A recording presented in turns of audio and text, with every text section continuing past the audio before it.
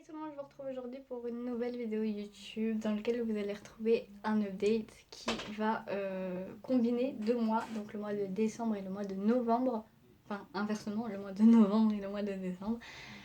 Pourquoi il n'y a pas eu d'update de ce mois d'octobre? Tout simplement parce que j'ai eu une panne de lecture et du coup je me suis dit bon bah tant pis, je relirai quand ça reviendra, quand l'envie me reviendra, on va pas forcer.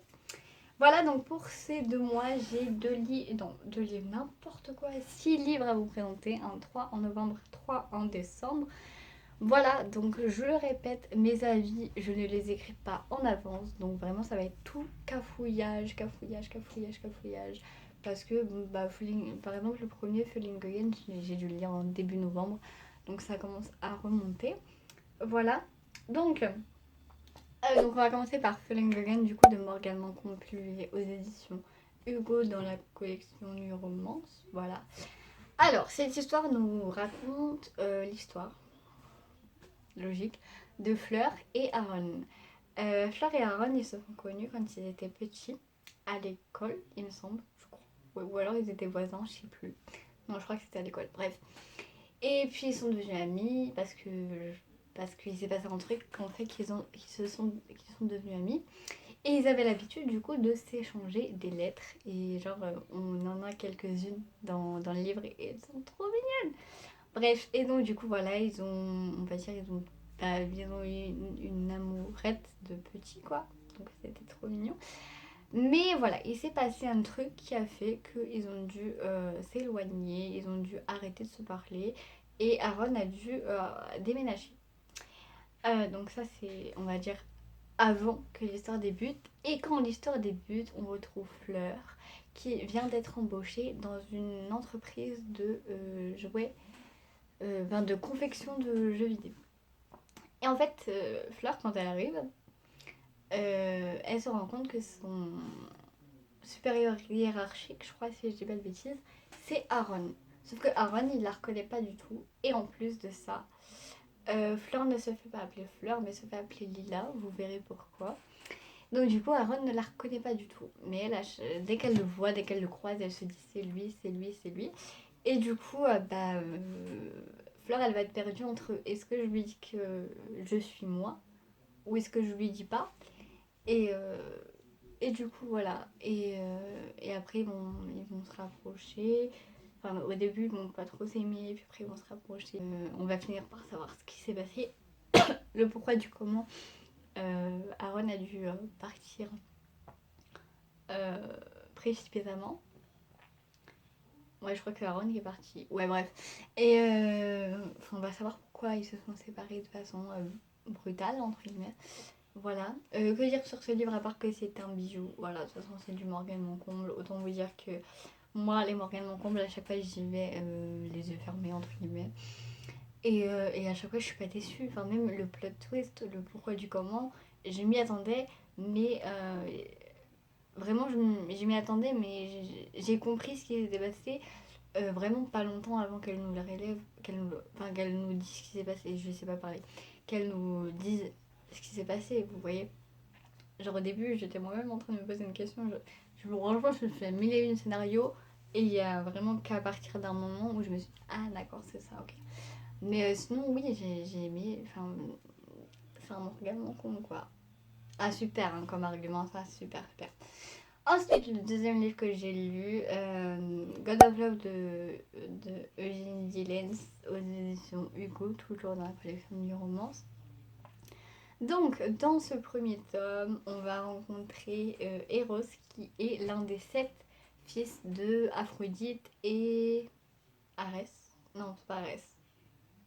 C'est qui? Je sais plus. Bref. Donc, un des 7 dieux de l'amour. Et en fait, sa mission, c'est de descendre sur Terre et de trouver, on va dire, comment ils appellent ça déjà? Une cible. Je crois qu'ils appellent ça comme ça dans, dans l'histoire, de trouver une cible qui a le cœur brisé. Et il va devoir lui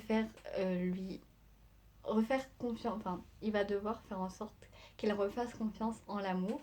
Voilà, dès que sa cible a confiance en l'amour, bah, il l'embrasse. Et après, normalement, dès qu'il l'a embrassé, sa cible doit l'oublier et donc du coup après il part et il a réussi sa mission. Bref, voilà, c'est ça. Sauf que si ça se passerait comme ça, il n'y aurait pas d'histoire.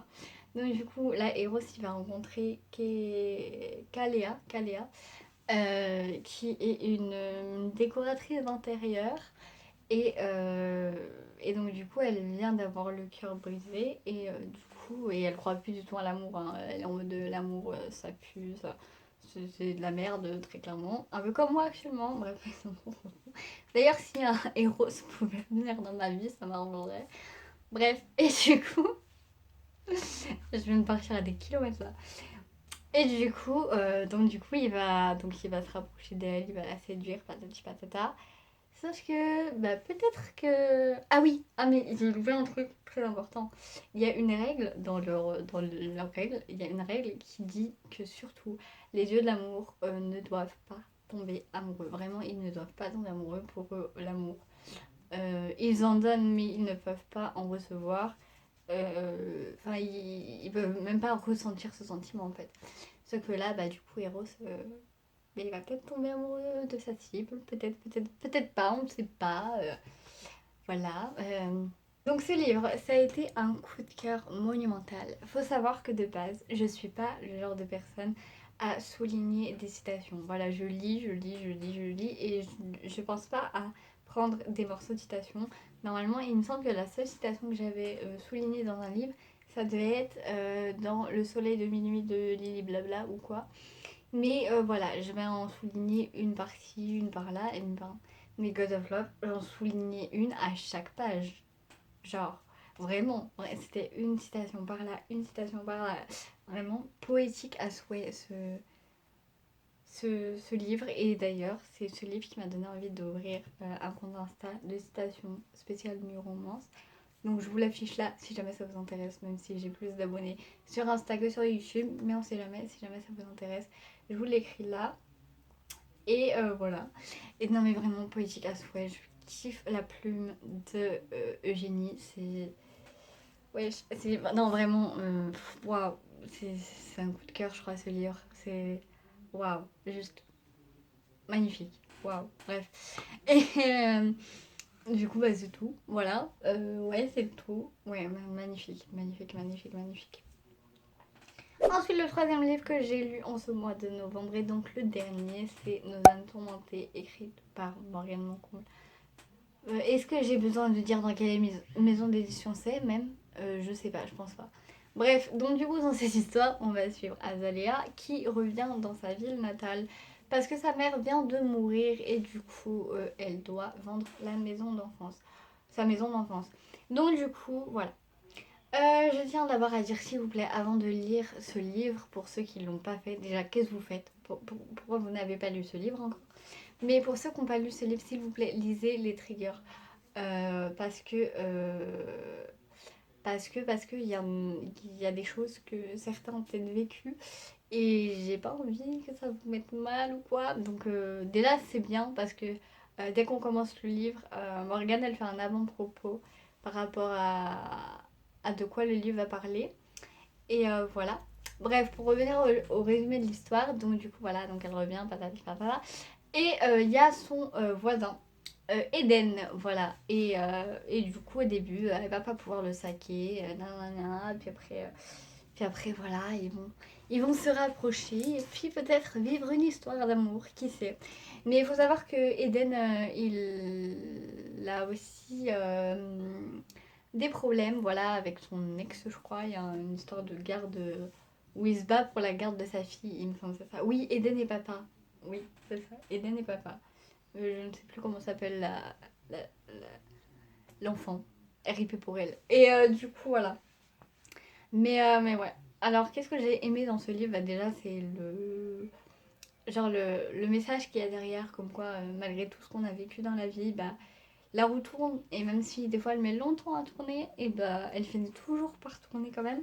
Et aussi le fait que Azalée soit une bonne féministe dans l'âme. Et le fait qu'elle ait un podcast pour défendre enfin, les droits des femmes, Je trouve ça, j'ai trouvé ça bien et surtout original parce que c'est très peu vu enfin, dans les livres que j'ai pu lire.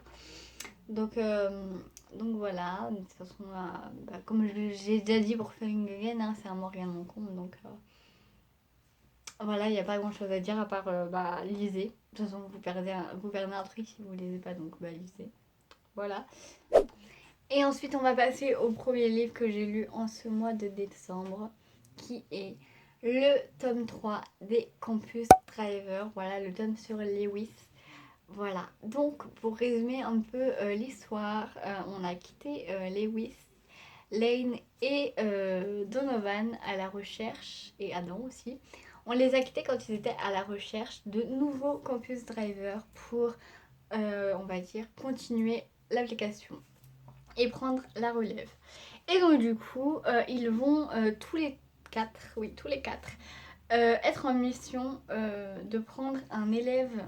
C'est français ce que je dis? Je sais pas. En tout cas, ils vont tous les quatre prendre un élève de l'université sous leur aile pour les former à devenir les nouveaux campus drivers. Voilà. Et donc du coup, Lewis, il va devoir prendre sous son aile Amy. Donc oui, une femme. Et du coup, voilà. Et au début, ils vont pas pouvoir se saquer. Hein, en même temps, voilà. Et il va se passer quelque chose qui va faire que Lewis et Amy vont devoir passer pas mal de temps ensemble. Donc autre chose que le fait qu'il doit la former à être campus driver, ok? Il va se passer un autre truc qui vont faire qu'ils vont devoir passer beaucoup de temps ensemble. Voilà. Et grâce à cette chose-là, Lewis, il va en apprendre beaucoup sur le passé d'Amy parce que elle a un passé, voilà, un passé pas très net, on peut dire la vérité, un passé pas très net. Voilà, et du coup, après, suite à ça, il va se dire est-ce que je continue réellement à la former? Est-ce que je la forme pas? Nanana. Et puis après, voilà, leur histoire va, se, va se faire petit à petit. Alors, honnêtement, c'est le tome que j'ai le moins aimé parce que la thématique autour du passé d'Amy, j'ai pas accroché. Enfin, c'est pas quelque chose qui m'attire spécialement. Parce que c'est un tome qui est vraiment tourné sur l'automobile et tout ce qui est voiture et tout, vraiment plus que le tome 1 et le tome 2. Et du coup, c'est pas trop ma cave, enfin, c'est pas quelque chose que j'apprécie réellement, donc du coup, voilà. Mais sinon, à part ça, c'était une bonne lecture quand même. Hein. C'est ce qui est toujours aussi drôle, puis ça fait du bien de voir qu'un personnage féminin tel que Amy, du coup, peut être très sanglante et avoir un caractère assez bien trompé. Ça fait du bien de pas voir le petit personnage féminin genre en mode qui voit le mec en question et qui est à deux doigts de bégayer là. Non, plus d'une fois elle a fait fermer sa bouche à Lewis et du coup ça c'est pas mal du tout. Voilà. Quand j'étais en train de lire le tome 3, c'est là qu'on a appris qu'un quatrième tome et qu'un cinquième tome allait sortir. Donc c'est sûrement sur la relève, hein, parce qu'on sait que C.S. Squill ne veut pas du tout écrire sur Adam. Triste vie. Et du coup voilà. Donc moi qui pensais avoir fini la trilogie à ce moment-là, je me suis dit, ah bah non, finalement, il y en aura encore deux. Donc si je me trompe pas, ils sortent en mai et juin 2023. On n'a pas encore la date exacte, mais je crois que c'est ça. Puis voilà. On va pouvoir passer au deuxième livre que j'ai lu en décembre qui est Un Noël sans fin des Christina Loren. Parce que de base, moi j'avais prévu de lire tout ça là, Falling Again, God of Love, Deux âmes tourmentées et Campus Driver au mois d'octobre. Et je m'étais. Enfin, au mois de. En fait, ce que j'ai lu en novembre, j'avais prévu de le lire en octobre. Ok? D'accord?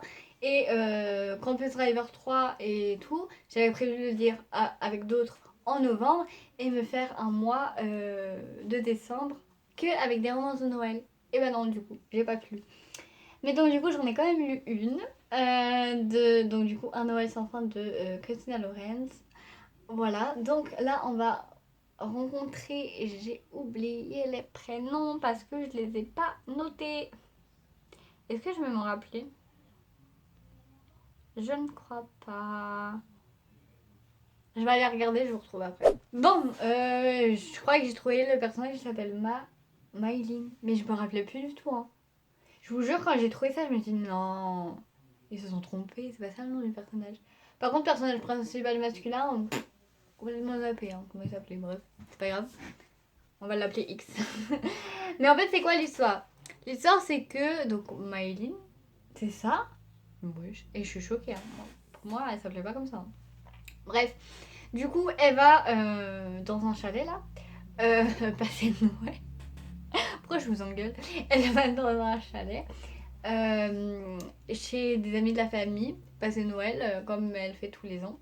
Sauf que ça fait depuis qu'elle est toute petite qu'elle est amoureuse du plus grand des frères. Vraiment, j'ai oublié comment il s'appelait. Bref, du plus grand des frères, ok? Elle est amoureuse de lui. Elle lui a jamais dit. Et en fait, quand le livre commence, c'est le 26. Donc Noël vient de passer tout ça. Et c'est le jour où ils doivent partir.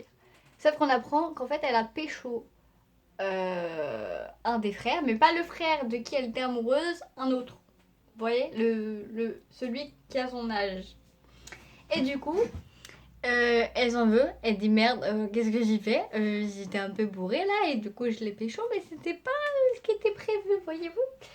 Et, euh, et donc du coup voilà. Et donc du coup en plus quand elle se lève, le frère qu'elle a pécho, qui d'habitude est jamais levé en même temps qu'elle, bah là il est là. Et quand elle lui dit bonjour, il lui répond quasiment pas. Enfin c'est grave froid. Et là en mode super, on adore. Il voulait juste me pécho, maintenant qu'il m'a pécho il va me parler. Enfin, on connaît, hein, on connaît.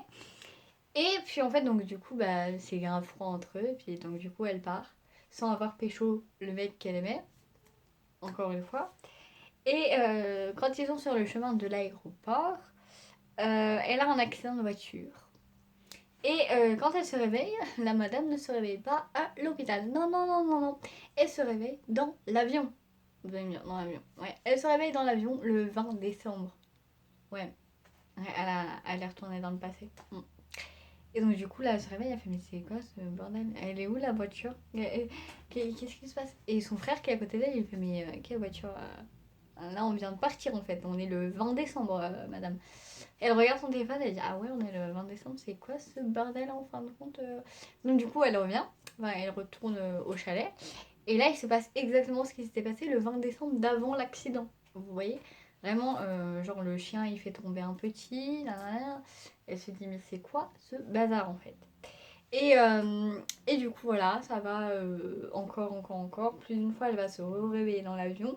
Donc elle va en parler à, je crois que c'est un des amis de ses parents, mais adulte, enfin plus adulte qu'elle. Parce qu'elle je crois elle a la vingtaine quand même. Hein. Voire même plus, même la trentaine, je sais plus. Bref, elle est assez vieille, mais enfin, elle est adulte, mais là ils sont encore considérés comme des enfants tous. Donc du coup voilà. Donc elle va en parler à un adulte, plus adulte qu'elle, vous avez compris. Mais j'ai toujours oublié les blases, je les ai pas retenues. Bref, et donc au début il va pas la croire et elle va lui dire mais si il va se passer ça et ça et ça. Et là elle va dire ah oui d'accord ça c'était pas censé être au courant qu'il allait avoir ça. Parce qu'en fait bah, avant qu'elle retourne dans l'avion, les propriétaires du chalet ils lui ont annoncé un truc. Et du coup le gars, il était déjà au courant, mais elle n'était pas censée être au courant. Donc là, il s'est dit, ah oui, il y a un truc, tu vois. Et donc du coup, voilà, plus d'une fois, ils vont... Enfin, elle va se retrouver dans l'avion, patati patata. Et au début, elle va pas comprendre. Elle va dire, mais pourquoi je reviens à chaque fois dans l'avion, en fait? Pourquoi Euh, Pourquoi? D'accord, quand j'ai été la première fois dans l'avion, c'est parce que je venais de demander à l'univers de me faire voir qu'est-ce que serait ma vie si j'étais heureuse en fait.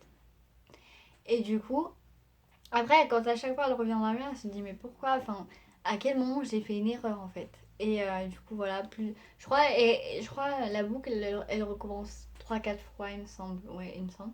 Et puis après, au final, voilà, au final, après, un jour, et ben, elle retourne plus dans l'avion et le séjour, il se termine bien. Enfin, il se termine en tout cas. Après, est-ce qu'il se termine bien? Je ne sais pas, mais en tout cas, il se termine. Et voilà. Donc qu'est-ce que j'ai bien aimé dans ce livre? Bah, moi, il faut savoir que j'aime bien tout ce qui est déjà ce genre de film, genre en mode boucle temporelle, retour vers le futur, enfin retour vers le futur, ouais d'accord, non. Retour dans le passé, tout ça, ou même genre voyage dans le temps. Voilà, on va dire en général voyage dans le temps. Moi, j'aime bien tout ce genre de film. Et là, c'était le premier livre que je lisais qui parlait de ça. Donc j'ai bien aimé. Franchement, c'était assez drôle. C'est une petite lecture. Moi, je l'ai lu en même pas à 24 heures. Donc voilà. Mais ouais, j'ai bien aimé. J'ai bien aimé. C'est pas mon préféré des Christian Lorraine à choisir. Je préfère celui que. Bah, j'en ai lu que deux. Donc à choisir, je préfère L'Anti-Lune de Miel. Mais c'était déjà. Enfin, c'était une très bonne lecture aussi. Et enfin, le dernier. Non, c'est l'avant-dernier. Non, c'est le dernier. Oui. Le dernier livre que j'ai lu, c'est un tout petit livre. C'est Amour solitaire, le tome 1. Donc pour ceux qui ne connaissent pas de base, Amour solitaire, c'est un compte Insta qui a été créé du coup par Morgane Hortin. J'espère que je dis bien son prénom. Donc là, le tome, le livre a été édité aux éditions Albin Michel. Et en fait, cette fille-là avait créé un compte Insta, donc je crois que c'était en 2017, hein, mais je suis plus sûre, j'ai peur de dire une bêtise. Où c'est qu'elle, donc au début, c'était pour mettre tous ses messages, enfin tous les SMS qu'elle échangeait avec son ex. Je crois qu'ils étaient plus ensemble, ou alors ils étaient ensemble, je sais plus. Enfin, tous les SMS amoureux qu'elle échangeait avec un garçon. Et puis après, par la suite, elle recevait plein d'autres SMS des abonnés. Donc du coup, elle a fini par mettre ceux de ses abonnés aussi de les poster en anonyme évidemment. Et du coup, après, en triant tous ces SMS là, elle s'est rendue compte qu'elle pouvait en faire une histoire. Donc du coup, voilà, c'est l'histoire de... Les personnages n'ont pas de nom, comme ça c'est bien parce qu'on peut se mettre à la place euh, du personnage. On sait même pas si le personnage principal en soi, si celui qui envoie les messages, entre guillemets, c'est un personnage féminin ou masculin. Il me semble que celui qui envoie, c'est féminin, il me semble. Mais je suis pas sûre. Je suis pas sûre. Bref. Mais du coup, voilà, c'est des petits chapitres par date. Et vous avez les bulles de messages. Enfin voilà, voilà, c'est un tout petit livre qui vous prend. Moi, sur ma liseuse, je crois que c'était marqué 2 heures de lecture. Vraiment, c'est rien. Mais ça montre à quel point l'écrit, c'est important. Et en quoi les relations épistolaires sont très belles. Voilà. Donc voilà, ouais, c'est tout doux comme livre, c'est tout. Ouais, j'ai pleuré, je crois, à un moment. Mais, euh, mais voilà. Donc voilà, c'en est fini pour cette lecture de décembre et de novembre. Donc j'espère que ça vous aura plu. Je suis désolée si mes avis sont encore très brouillons ou quoi à chaque fois, mais bon, franchement, j'y fais vraiment au feeling et tout, je me force pas. Voilà. Et, euh, et voilà, j'espère que la vidéo vous aura plu. Je vous fais de gros bisous. Je vous dis à très vite pour une nouvelle vidéo. Et d'ailleurs, la nouvelle vidéo qui arrive sera une palle, entre guillemets, de mon challenge. Enfin, c'est pas le mien, mais du challenge à table des indélivrables. Je sais pas si vous connaissez. Mais en tout cas, voilà. Donc, je vous ai préparé une petite palle pour leur challenge parce que j'ai décidé de le faire. Voilà. Donc j'espère que cette vidéo-là vous aura plu et celle qui arrive aussi vous plaira. Je vous fais de gros bisous et je vous dis à très vite.